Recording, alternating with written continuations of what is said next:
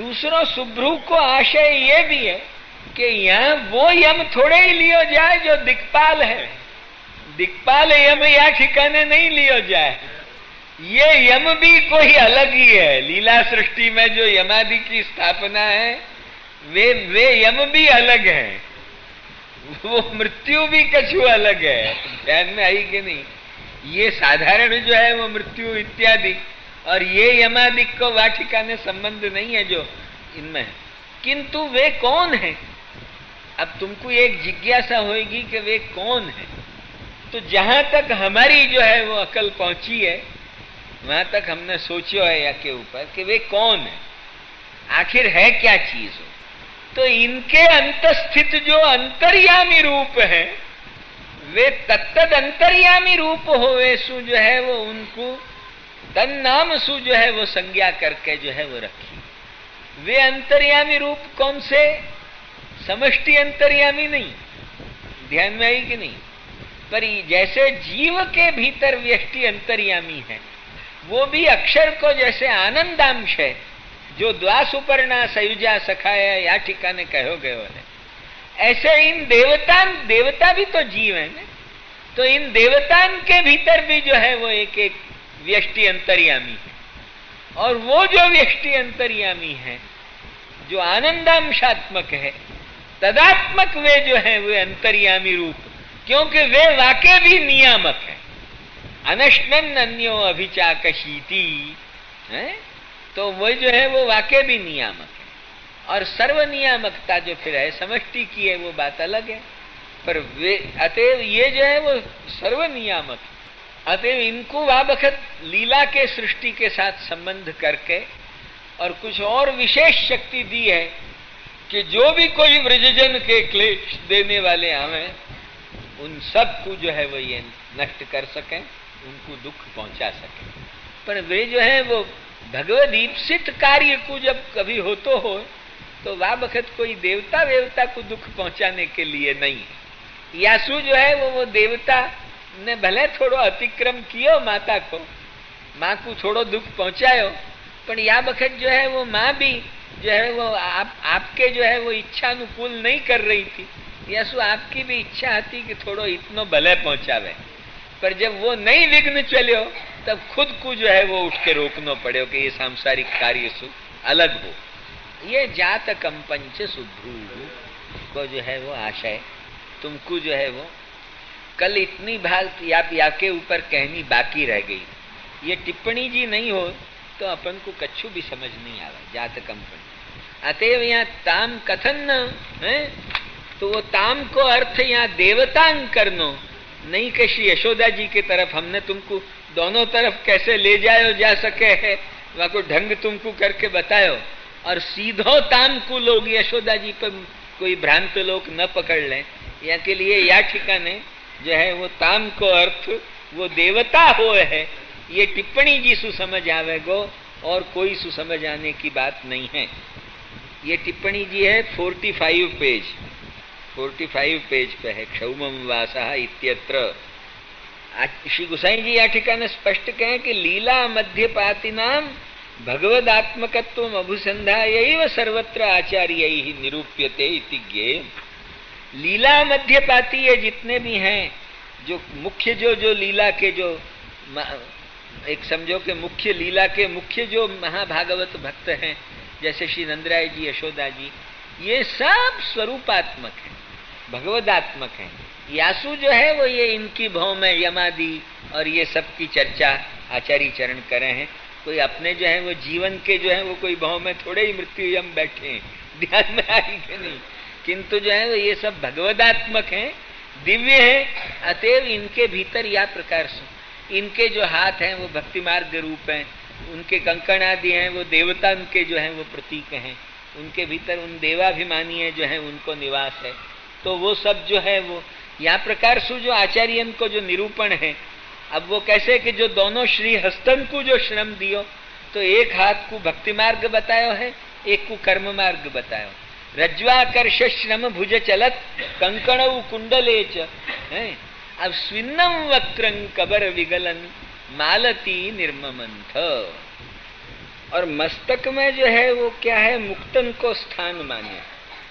मस्तक में मुक्तन को स्थान मानवे शू, जब वो मस्तक में भी कंप भयो और तो मुक्तन को भी क्षोभ भयो।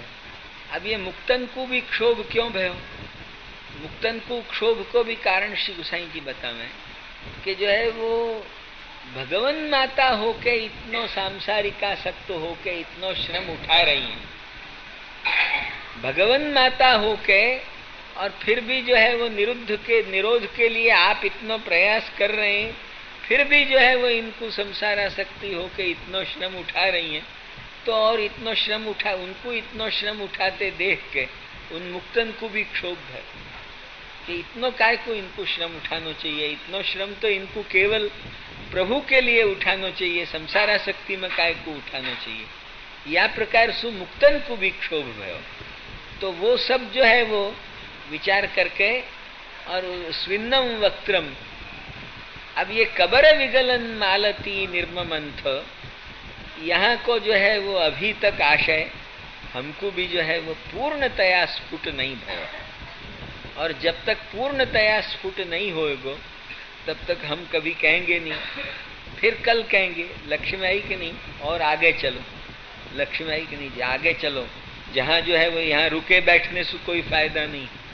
और या के ऊपर कबर विगलन मालती निर्ममंथ, क्योंकि यहाँ 2 अर्थ या 3 अर्थ करे हैं। सीधो अर्थ तो इतना ही है कि जो है वो केश पाश में मालती जो है वो वाबखत मालती पुष्प भी गिरवे लगे, क्योंकि मस्तक में भी कंप भयो। मुक्त स्थानीय जो जहाँ मुक्तन को स्थान है, जहाँ मुक्त विराजे हैं, केश पाश में विराजे हैं कि नहीं, अपने आप ही वीक्षा लका वृत्त में, तो जो है वो मस्तक के ही तो पास मुक्त विराजे हैं। तो जो है वो मुक्तन को भी क्षोभ भयो। तो मुक्तन को क्षोभ क्यों भयो, वाकु श्री गोसाई जी बहुत अच्छा सुंदर बतावे हैं। जरा ये भी तुम देखो कि मुक्तन को क्षोभ क्यों भयो। वाकु श्री गोसाई जी के शब्दन में देखोगे तो वही 45वां पृष्ठ निकालो टिप्पणी जी में, 45वां पेज। प्रभो स्नेहवताम तथैव तत्संबंधिष्वपि स्नेहाश, हद है श्री गोसाई। ये सब जो मुक्त जो विराजे हैं आपके यो मस्तक के पास यशोदा जी के, अथवा तो जो ठाकुर जी के भी जो केश पाश में विराजे हैं, तो वे सब प्रभु पे अत्यंत स्नेह वाले, या सो जो प्रभु पे जो स्नेह रखने वाले हैं, वे जो है वो प्रभु संबंधीन पे भी उतना ही प्यार रखें। तो उन मुक्तन को ये मन में होने लगे कि हाय हाय श्री यशोदा जी कितना श्रम उठा रही हैं, कितना श्रम उठा रही हैं, यूं करके उनको भी क्षोभ भयो। तो उनको भी क्षोभ भयो तो वो केश पाश भी और अधिक हिलने लगे क्षोभ के मारे।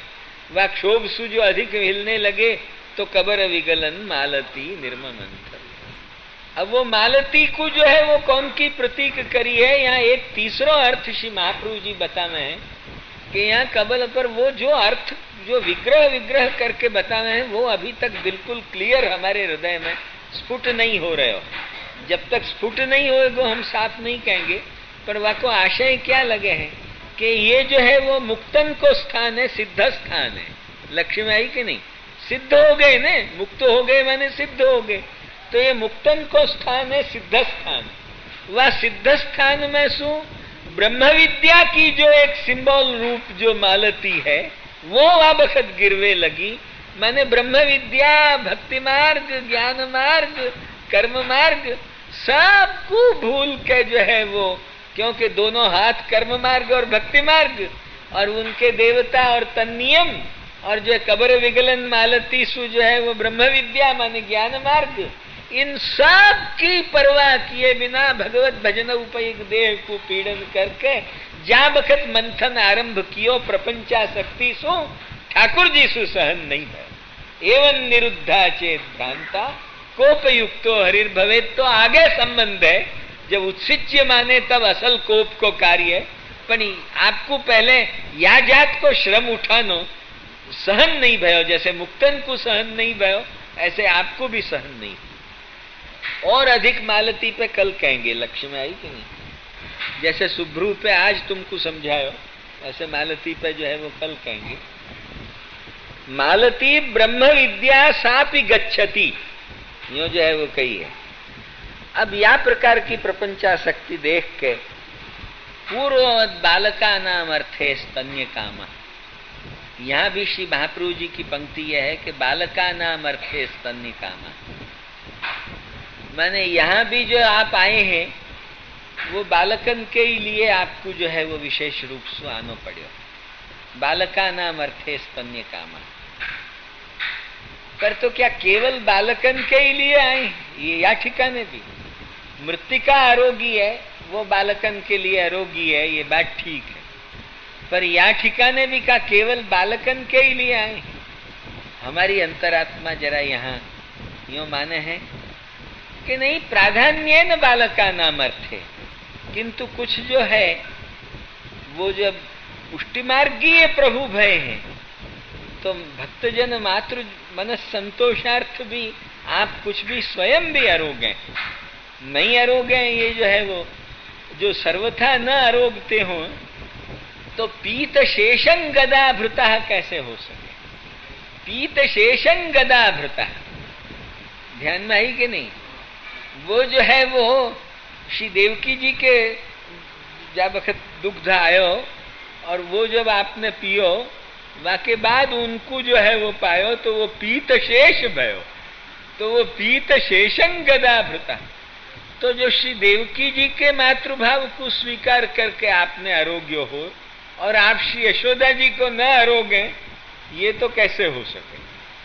पपौ यस्या स्तनम हरि अतृप्तम उत्सृज्य जवेन, वह अतृप्तान उत्सृज्य जवेन सावयव यो नहीं है, अतृप्तम उत्सृज्य जवेन सावयव, अतृप्त आप हैं। जो यदि वे इतने सब बालक अतृप्त होते तो अतृप्तान बहुवचन हो तो, परंतु अतृप्तम उत्सृज्य जवेन साययौ, ये जो है वो शब्द ये बतावे है कि आपको भी भूख अभी पूरी नहीं भई है, माने अलौकिक भूख भी है। हमारे यहाँ जो है वो लौकिक जीववत क्षुधा नहीं है, केवल शरीर पोषणार्थ मात्र क्षुधा हो ये बात नहीं है। वहां तो आनंद मात्र करपाद मुखोदरादिशु जो है वो अन्नमय देह नहीं है, परंतु भक्त मन संतोषार्थ अलौकिक क्षुद्ध धर्म भी आविर्भूत है। लक्ष्य में आई कि नहीं? अलौकिक जैसे भयादि भी आप आविर्भूत करे हैं बालकपन में, अलौकिक भयादि है, आप डरें भागे, ये सब जो है वो क्या है? तो वो सब अलौकिक है, वो सब लीला सृष्टि को है। अतएव वो वा प्रकार से जो है वो ये भी जो है वो अलौकिक है, ये मानना ही पड़ेगा। लक्ष्य में आई, ये माने बिना काम नहीं चलेगा।